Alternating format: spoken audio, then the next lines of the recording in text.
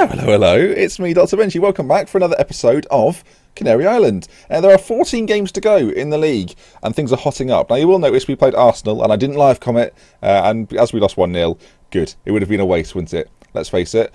So let's go through the squad first. We're going to do things a little bit differently today. Usually we do the highlights, but they'll come in a second, don't you worry. So the squad's looking pretty good. In terms of the team we're playing, Sunzo has been a bit of a revelation. I'm enjoying him at the back, although him and Basong may be the ideal partnership. We'll have to wait and see. If you look at the squad statistics, as I like to look at them all the time, Lewis Graben is having a terrific season. 23 goals in 34 games, 7 assists. Not far behind him, Elliot Bennett, 10 goals, 18 assists. 18 assists in 35 games, has been on fire. Everyone else has done really well. If you have a look at the new signings we brought in, Fadis has had an okay start to his career. He's not done anything miraculous, but he's a really, really solid player. And like I mentioned before, he's the kind of guy that I want to go on in seasons to come and really put his foot down in the middle. If he can keep continuing to grow up until the age of 28, then I think he'll be a really good addition to our team. He's got the height, he's got the strength, he's got everything you want. Aside from that, Craig Davis hasn't featured all that much, and neither has Olic, the guy that I brought in. Just sub appearances for those guys. I've had such a settled team all year that there was no real need to change it around too much. You'll notice that I've been playing Housen instead of Wes Houlihan. Houlihan picked up a knock, so that's the reason for that. Aside from that, everything's kept the same. So we'll go into the highlights. Here they come. So then, we started off our latest batch of games with a 3-2 victory over Sheffield Wednesday.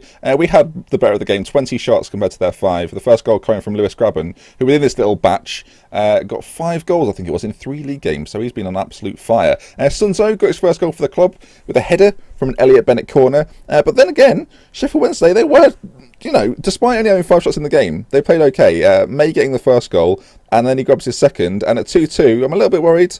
And then I think it was around the 77th minute, Lewis Graben pops up in the middle, goal. There it is. Magical. The next game was a 1-0 loss in the FA Cup 5th round to Arsenal. They had a man sent off, and at that point I thought, maybe, you never know, we could work our way back into this. But Thomas Ruzicki from close range fires it past John Ruddy, and that's his out of the cup, which I'm not too sad about. It wasn't a big deal.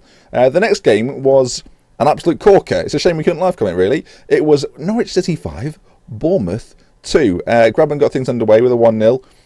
And to be honest, we've not had many of these games. We haven't had many games that have been really high scoring. We've always been solid and consistent in games, and we tend to win like 3-1, 2-1, 2-0, 1-0. But we rarely just go out and hammer a team. And against Bournemouth, we were 4-0 up after about 30 minutes, I think, in this game.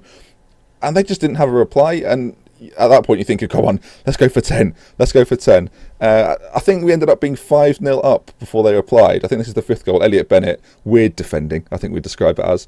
Pops in the 5th. They do come back. This goal, by the way, what an absolute screamer. That was Matt Ritchie. And then Stanislas with the goal, Junior Stanislas, from close range, pops it past the main man. The final game was a defeat, and it's really something we've not had many defeats this season, and this one was really, really disappointing. They got the first goal, a decent finish to John Ruddy's left, and you can't really complain. We strike back, Lewis Graben on the score sheet as per normal. The keeper doesn't even know what to do with himself. And then late doors, corner comes in, Will Keane finishes. And anyway, a loss, and on to Derby County. Let's see how we get on. Just a quick thing, folks. During the next part of the footage, I decided to put my stream overlay on, when in fact it should be like that without the stream overlay. I'm a very silly person. I can only apologise. It won't happen again.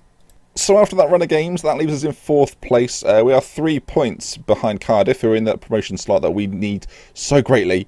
Derby County in 6th place, a little way off us. Our playoff spot looks, with 14 games to go, I don't want to jinx it, but our playoff spot looks kind of settled and confirmed. I did mention the 2 boys, Graben and Bennett, having terrific seasons. Bennett topping the assist charts. Graben's average rating's very good. Bennett up there in the player of the matches. And Lewis Graben, 21 goals. Adam Lafondra for Cardiff. You can tell why they're second. He's having a terrific year. But anyway, Derby County, let's get straight into it. I was mentioning the change at the back, so I think we will make that. I think we'll bring Basong in. We'll try and get these two working in tandem, and we may have a very successful year. I would rather play Bradley Johnson ahead of Gary O'Neill, as I'm not sure he'll feature too much next year. And I like to plan. I like thinking ahead, and planning ahead is a big part of the way we do things. Against Derby, I think they're quite stern in the middle, so I kind of want Wes Houlihan to have his flair to hopefully unlock a few doors for us. And if Lewis Grabban can get his usual couple of goals, that'd be perfect. Norwich old boy Chris Martin, I see there. Will Hughes playing on the right side of the midfield, which is very peculiar. I think I also saw the name of Zach Whitbread. Yeah, I did. He's also an ex-Norwich player from the glory days of the Premier League, I think. Maybe he was there when the year they went up. Norwich fans, I'm sure you'll let me know. Anyway, we'll have an average team talk. We'll put this into the classic 2D view, because I think that's what we enjoy, this aspect of the game. Right then, here we are then. So our recent live comms have been a little bit up and down. We've had a few losses, we've had a few wins. I hope you enjoyed the transfer video. That was a couple of episodes ago now, but I hope that was something you'd like to do. I'm sure I'll do a similar thing for the summer. I don't know how difficult it's going to be yet, though. But we're controlling the game nicely. Our movement up top is always really good. You can see Vadis playing like on a left-sided central midfield role, but we do get forward on occasion. And Lewis Grabban scores the first, a little under 3 minutes gone. And that's really, really good news. The fact he can keep scoring for us. He's been a really, really good player. Considering I let Hooper go, obviously Van Wolfswinkel is out on loan at St Etienne. I think he's actually just picked up an injury in a related note. But Lewis Grabban has been, you rely on a striker in this division. And when he scores this many goals, it makes things a hell of a lot easier everywhere else, which is really pleasing to see. Forsyth, Wiggins. I think actually, if that's the Wiggins I'm thinking of, maybe he may have well played for Norwich too. Maybe Mason Bennett to the back post, and it hits the crossbar in unfamiliar fashion for Football Manager 2014. I've never seen the like of it. But anyway, we battle on. Will Hughes on corners. Mason Bennett. They've obviously, Derby in real life have got quite a young side that have been actually playing really well under Steve McLaren, so it's interesting to see how they translate that to Football Manager. As Wes Hoolahan scores the second. I was right to play him. Johnny Howson wouldn't have scored that. Well, he may have done, but we'll never know. But it looked like a volley of sorts from Wes Hoolahan to make it 2-0. So he's paying his worth in the start I gave him. He's a funny player, and he'll be the big decision come a potential promotion. And even maybe if we don't get promoted, he will be the key to whether we keep him or move him on. He's not, in my opinion, and it's one of the reasons Norwich arguably went down, as we fire in a third. Lewis Grabban once again getting his brace. I predicted it, guys. It's fair to say I predicted it. With Hoolahan, he's just the kind of player that you really want a better version of. He's not young anymore. He's not pacey. He's just creative. And in this division, he unlocks doors, as I pointed out before. Oh, John Ruddy makes a fantastic save from a Norwich old boy, Chris Martin. You'll never beat John Ruddy. So I'll be looking for someone a little bit younger, a little bit more athletic. It sounds like I'm looking for a man, the way I talk about it.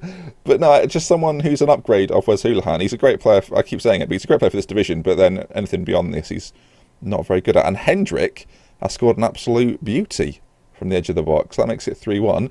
And this game is packed full of goals.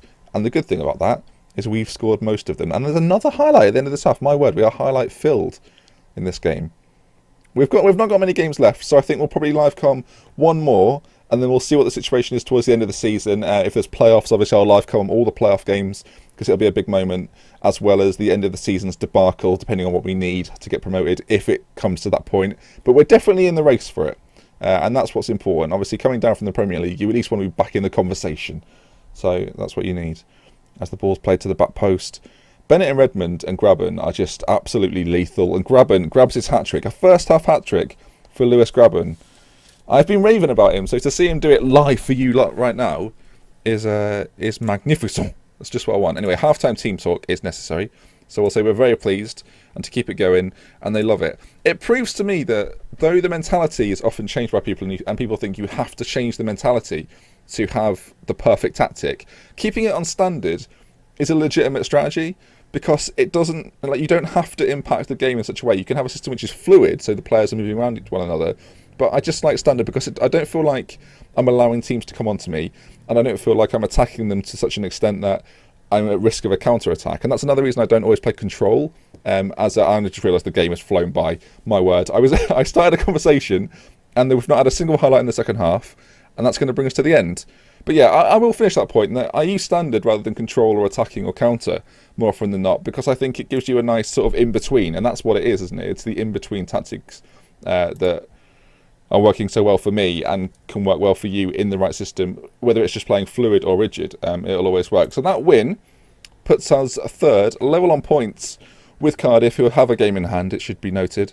But that's a really good win, and I'm really pleased with it. So if you've enjoyed the video, thank you very much for watching. Please leave a like, subscribe if you haven't already, and I will see you with another episode. Oh, it was going so well, Ben. It was going so well, and you've blown it right at the end.